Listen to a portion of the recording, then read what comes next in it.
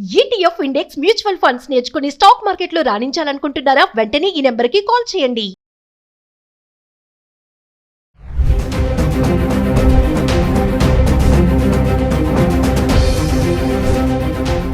So మనము American situation గురించి మాట్లాడాలంటే ప్రస్తుతం ఉన్న వాతావరణం అది ఇమ్మిగ్రెంట్స్కి ఎవరికి కూడా సంతోషకరమైన టైం కాదు. అది ఏదో హిస్పానిక్స్, స్పానిష్ ఇల్లీగల్ వాళ్ళు కష్టపడుతున్నారని చెప్పి మిగిలిన వాళ్ళు మనము ఫ్రీగా ఉండడానికి అవకాశం లేదు. ఓవరాల్గా ఇమిగ్రేషన్ ఆర్ ఇమిగ్రెంట్స్కి వచ్చే 4 ఏళ్ల పాటు కష్టమైన టైమే అనే చెప్పాలి. వచ్చే ఏ చేంజెస్ అయినా సరే మీరు చూస్తే అన్నీ కూడా ప్రాసెసెస్ రీడిఫైన్ చేయడము, ఎక్స్పెన్సివ్ చేయడము, టైటన్ చేయడము జరుగుతుంది. సో కొన్ని నేను ఆన్లైన్లో వీడియోస్ చూస్తూ ఉంటాను. చాలా హాస్యాస్పదంగా, ఆశ్చర్యంగా అనిపిస్తుంది. ఏంటంటే ఒక ప్రపోజల్ ఉంది, ప్రస్తుతం వైట్ హౌస్ అప్రూవ్ చేసింది. నేను ఇంతకుముందు కూడా ఒకసారి చెప్పాను మీకు. American immigration system will become like Canadian or Australian. అక్కడ వాళ్ళు స్కోరింగ్ మెకానిజం ఒకటి ఉంది వాళ్ళకి.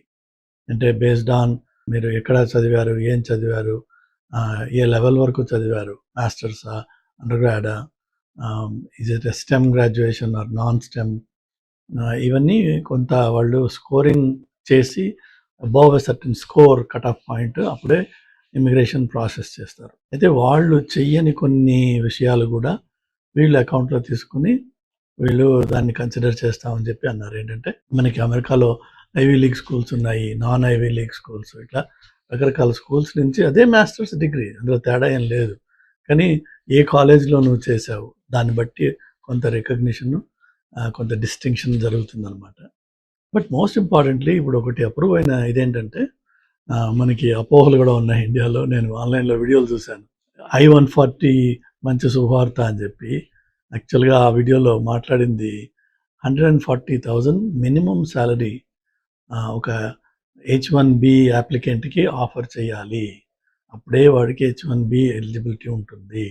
Anything less than 140 H-1B file చేయడానికి ఎలిజిబిలిటీ లేదు. అంటే దీంట్లో మనం ఫస్ట్ అర్థం చేసుకోవాల్సిన విషయం ఏంటంటే మీ bar is getting raised high. So పలానా వస్తువు నా దగ్గర లేదు అని చెప్పే బదులు మీకు ఏం చెప్తున్నారంటే వాళ్ళు, ఈ వస్తువు కావాలన్నట్టయితే నువ్వు 2.5 రెట్లు డబ్బులు కట్టి తీసుకో. అదే పాత వస్తువు, అదే పాత సరుకు, అదే పాత ఐటమ్, కానీ ఇప్పుడు 2.5 times ఎక్స్ట్రా ఎక్స్పెన్సివ్ అవుతుంది. అంటే అర్థం ఏంటంటే ఒక ఎంప్లాయర్ ఇంతకు ముందు మినిమం వేజ్ 65,000 అండ్ అబవ్ వాళ్ళు ఆఫర్ చేస్తున్నట్టయితే ఆ ఎంప్లాయీకి ఆ పర్టికులర్ రోల్కి వాళ్ళు H-1B ఫైల్ చేయొచ్చు. బట్ ఇప్పుడు అదే ఎంప్లాయీని ఒక ఎంప్లాయర్ హైర్ చేయాలంటే దే హ్యావ్ టు పే $140,000. అంటే అర్థం ఏంటంటే లేదు అని చెప్పకండి. అంటే అరే ఎంప్లాయర్స్ బాబు, మీరు ఈ ఫారెన్ వర్కర్స్ని H-1Bలో మీరు హైర్ చేయొద్దు అని చెప్పకుండా వాళ్ళు చేయడానికి వచ్చే అవరోధాలు ఏముంటాయి, ఆబ్స్టికల్స్ ఏమేమి పెట్టచ్చు. సో ఈ ఎంట్రీ పాయింట్ని 140,000 చేసేటప్పటికి ఏమవుతుందంటే మీకు చాలా ఎంట్రీ లెవెల్ జాబ్స్ ఈ ఫ్రెష్ గ్రాడ్యుయేట్స్ ఫ్రమ్ స్కూల్కి రావు. లేకపోతే ఈ గ్రాడ్యుయేట్స్ ఫ్రమ్ స్కూల్కి వాళ్ళ value add to a company చాలా హయ్యర్ లెవెల్లో ఎక్స్పెక్ట్ చేస్తారు ఎంప్లాయర్స్. ఎందుకంటే they are no more paying 65. ఇప్పుడు ఇద్దరికి ఇచ్చే జీతము ఇప్పుడు ఒక్కడికి ఇవ్వాలి అని అంటున్నారు. ఇప్పుడు ఏమవుతుంది, మీకు ఇద్దరు చేయాల్సిన పని ఒక్కడు చేయగలడా, ఆ ప్రొడక్టివిటీ ఇవ్వగలరా? గాడిది చాకరీ చేసినా మనం చేయలేము ఆ పని. కాబట్టి వద్దు, ఇవ్వద్దు, హైర్ చేయొద్దు అని చెప్పే బదులు హైర్ చేయలేని పరిస్థితి క్రియేట్ చేస్తున్నారు. అది I-140 కాదు, అది 140K minimum salary for H-1B is not helpful for any Indian, any student, fresh graduate from school. Fresh graduates జనరల్గా ఏం చేస్తారు అంటే మన బాడీ షాపింగ్ కంపెనీస్ ద్వారా లేకపోతే అవుట్సోర్స్డ్ కంపెనీస్ ద్వారా మొట్టమొదటి జాబ్స్ సంపాదిస్తూ ఉంటారు. లేకపోతే డైరెక్ట్గా ఎంప్లాయర్స్ ఈ తలనొప్పి పెట్టుకోరు. That's one way. రిస్క్ మేనేజ్మెంట్లో అవుట్సోర్సింగ్ అన్నది risk aversion or risk diversion.